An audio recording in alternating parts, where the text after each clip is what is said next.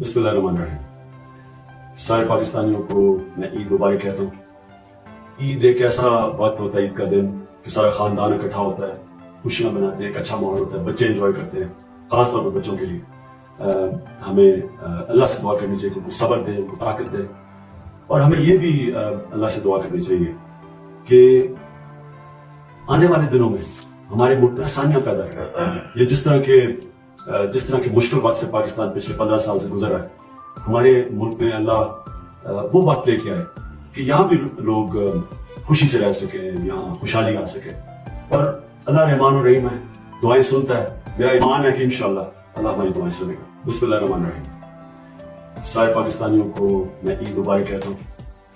عید ایک ایسا وقت ہوتا ہے، عید کا دن، کہ سارا خاندان اکٹھا ہوتا ہے، خوشیاں مناتے ہیں، ایک اچھا ماحول ہوتا ہے، بچے انجوائے کرتے ہیں. خاص طور پر بچوں کے لیے ہمیں اللہ سے دعا کرنی چاہیے